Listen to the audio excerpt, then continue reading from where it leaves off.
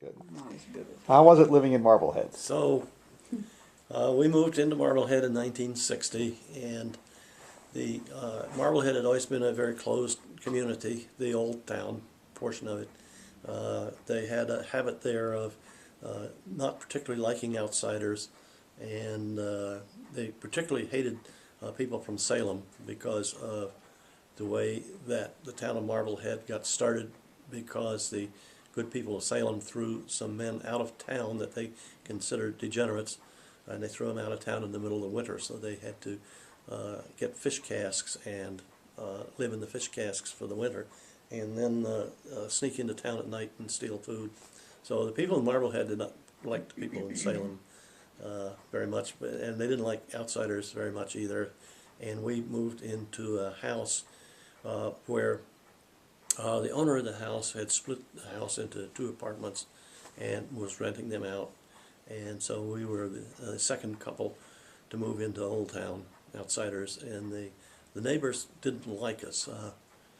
They would stop us on the sidewalk and say nice things like, ever since those Humphreys decided to rent their house out, we get goddamn transient trash like you around here. And that was kind of the general reception we were getting. And one year, a woman came to Joanne and said that, asked Joanne if she would collect money for a charity. And Joanne said, well, yeah, I'll do that. Maybe I'll meet some of the neighbors. So she went around throughout the neighborhood to each house and knocked at the door and told people about this charity. And almost all of them just immediately slammed the door in her face without even saying anything. And she managed to get 39 cents. And I said, Joanne, you can't turn in 39 cents. I'll donate $1. So Joanne turned in $1.39 to the lady, and the lady said, don't apologize about the small amount, because it's the first year we've ever gotten a cent out of that section of town. And that was kind of the way things went in Marblehead. There was a little bar across the street called the Sail Loft, and I decided I'd stop in and have a beer and maybe meet a local or two. And I went in there, and it took me a long time to get the bartender's attention. He deliberately ignored me for a long time before he finally served me a beer. And they made me feel very uncomfortable, so I never went back to Maddie's Sail Loft. But There were some unique things, though, about living at 22 State Street in Marblehead. It was about a half a block from the harbor, and between the harbor and us, there was a little fish shack where they would bring in fresh catch of the day, and you could walk down and they'd just slice off whatever you wanted, which was very nice. Or you could go down to the lobster pond down at the harbor and pick out a lobster or two for 25 cents. 65 cents. Well, 65 cents a pound. I guess we A remember lobster. it different, but Yeah. either way, anyway, you could bring the lobster home and boil it up in a pot in the backyard and enjoy it. And we also had one of the first coffee houses of the 60s there in Marblehead that was on State Street, and instead of toward the harbor, it was the other way going into town, where you could go and listen to the beatnik poets and play a game of chess or have a coffee. And boy, the neighbors did not like that.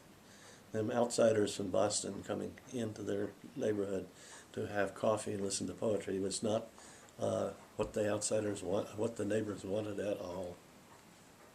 And I do have some more things on Maddie's Sail Loft. The guys used to come out of the sail loft and around 1 in the morning, and they'd be walking home, and someone would walk past our house, and they'd always stop and piss on the side of the house, and they'd say things like, ever since those goddamn transient bastards moved in here, we got to stop and piss on their house, and so they would.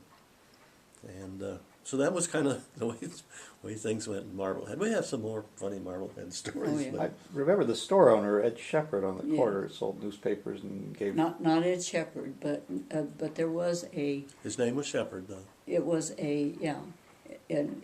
a drugstore that sold papers. Where we let you go down and Let me go down. You forced slave labored me into dragging the Sunday paper home, now the Boston listen, Globe. you loved it. I would sneak out and watch you to make sure you'd gone to the corner, and I had called ahead to make sure he watched for you to come. And he thought you were the neatest little thing ever. And down on the corner there was also a hardware store, and when we first moved there, we decided we would try cooking lobster. So we needed some kind of a bucket or something to cook them in, so we went down to, we also needed a bucket, just like a general scrub bucket or something, so went down to the hardware store, and I asked the guy for a bucket, and he got down a galvanized bucket and so on, and he set it on the counter, and I said something about cooking lobsters in it, and he turned and walked away. Well, he took the bucket, didn't he? And No, walked he away? just Oh. walked away. And I said, well, aren't you going to sell me the bucket? And he says, no. And I said, why not? He says, you can't cook lobsters in something like that. And I said, well, what do you cook lobsters in? He says, something like this. And he went and got an enamelware canning pot. So I bought both the galvanized bucket for scrubbing and the enamelware lobster pot. Tell us about the King of the Wharf. Oh, yes, little guy, the rat. Oh, yeah, there was the a terrier. rat terrier lived out on the wharf. And he didn't belong to anybody, but he was the king of the wharf. There's no doubt about it. Any dog that came near his wharf, he would take them down, no matter what size they were. And all the dogs would just run the other way when they saw him. King of the wharf.